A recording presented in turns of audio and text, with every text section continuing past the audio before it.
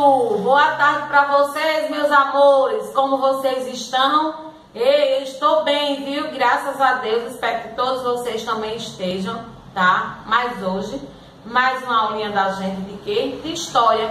Mas antes de começar a aula, eu preciso saber quem foi que fez o vídeo aula do trabalho sobre o racismo.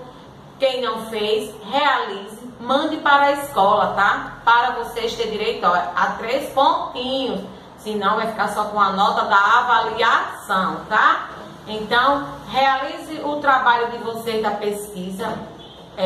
Gravem o trabalho de vocês. Mande para a escola. Não precisa ser muito tempo, não. Baixa coisinha de 2, 3, 4 minutos. Façam um resumo do que vocês querem apresentar. Gravem e mande para a escola, tá? Mas hoje vocês também não precisam continuar com a farda da escola, ter um cantinho aí tranquilo na casa de vocês, tá? Que vocês tirem os objetos, certo?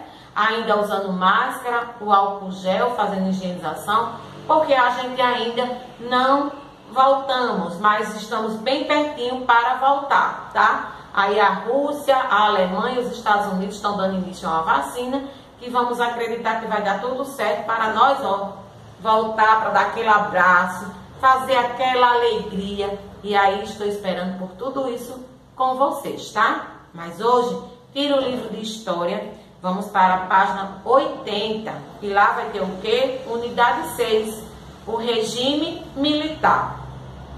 E aí diz: a população brasileira viveu sob governos militares entre os anos de 1964 a 1985. Durante esse período, os militares interromperam os mandatos de muitos políticos, como deputados e senadores. Além disso, a população percebeu uma série de direitos, entre eles o de eleger seu presidente. Por esse motivo, o período também ficou conhecido como ditadura militar. Durante o regime militar, apenas militares de altos cargos podiam se candidatar à presidência. E as eleições ocorriam de forma indireta, ou seja, somente alguns políticos votavam e não havia participação da população. Além disso, houve muita repressão a qualquer pessoa ou grupo que fizesse oposição ao governo. Funcionários públicos e até militares que eram contra o governo foram demitidos. E greves, passeatas, manifestações populares foram proibidas. Quem fazia oposição ao governo poderia ser preso, torturado e até mesmo morto em decorrência de maus tratos. Então o regime militar, ele foi muito rigoroso com a população, porque só quem tinha o direito de eleger eram os deputados e os senadores, o presidente, e também ele fez vários cortes nos funcionários, né? Atos de cargos como quem era do Estado, quem era de secretaria, quem era de algum órgão, eles foram demitidos, certo? Ou seja, somente os políticos votavam e não havia participação da população, certo? Também eles não podiam fazer manifestações, passeatas, greves. Os que faziam isso eram demitidos, não podiam mais voltar para o seu trabalho, certo? Quem fazia oposição ao governo poderia ser preso, torturado e era mal tratado, certo? Então isso... E às vezes até morto, né? Porque era tão maltratado que não resistia às consequências da torturação. Então o que é que acontecia? Isso tudo aconteceu no regime militar, que hoje não existe mais, certo? Apesar que o nosso presidente ele é militarista, mas que ele tem um bom e um senso para não querer fazer esse tipo de coisa. Também vocês vão encontrar o glossário, que aí vocês vão estudar a palavra desconhecida. Ah, professora, mas eu encontrei mais no texto palavras que foi surpresa para mim, eu não conhecia. Vão lá, conheçam a palavra para enriquecer o vocabulário de vocês, tá? Na página 81, houve os presidentes militares. Ao assumir o governo, os militares prometeram desenvolver a economia brasileira e devolver o comando do país aos civis em um curto período de tempo. Após novas eleições para presidente, porém não foi isso que aconteceu. Durante os 21 anos em que os militares ficaram no poder, gente, eles ficaram muito tempo, né? Os militaristas. O Brasil teve 5 presidentes e foram criados decretos chamados auto-inconstitucionais. Eles estabeleciam leis de acordo com a vontade dos presidentes, sem que houvesse a aprovação de deputados e senadores. Então, em 21 anos de mandato, os militaristas que estavam no Brasil, que foram 5, eles estabeleceram leis para mandar dentro do Brasil, mas pela vontade dos presidentes, certo? Que não eram apoiados, pela aprovação de deputados e senadores. Depois houve o primeiro de Castelo Branco. O general Humberto de Alencar Castelo Branco, ele foi o primeiro a assumir a presidência da República no regime militar.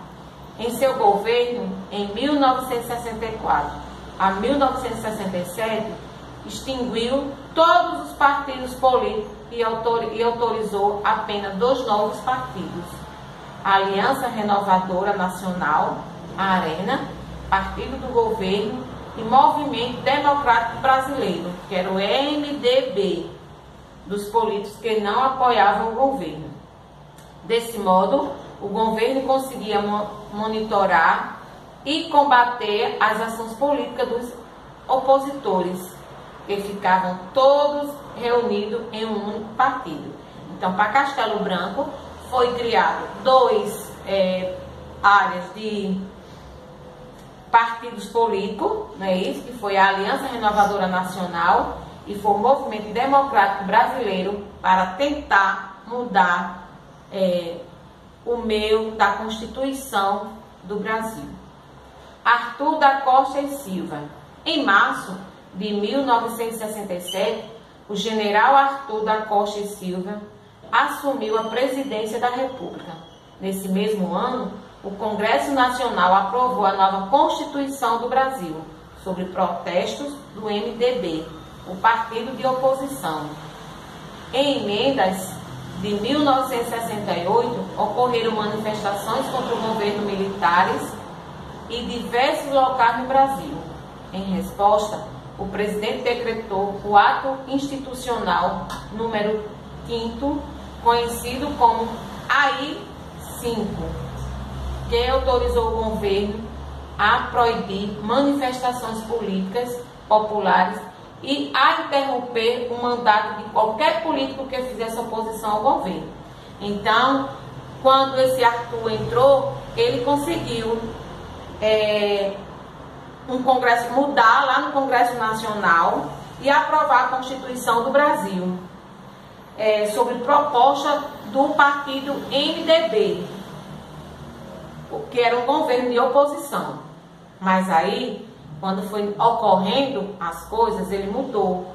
Mas também o presidente decretou um ato inconstitucional. E aí foi quando tudo começou a mudar, o mandato de qualquer político que fizesse oposição do governo. Então tá aí, eles trabalhavam, eles publicavam através de jornais e rádio a política. Não tinha ainda televisão para publicar tudo isso, então eles trabalhavam através de jornais e revistas, certo? Anúncio em panfletos, mas não tinha TV ainda. Na página 82, vocês vão fazer uma atividade. Leia, depois volte aos textos para não fazer as atividades erradas, certo? Até a nossa próxima aula.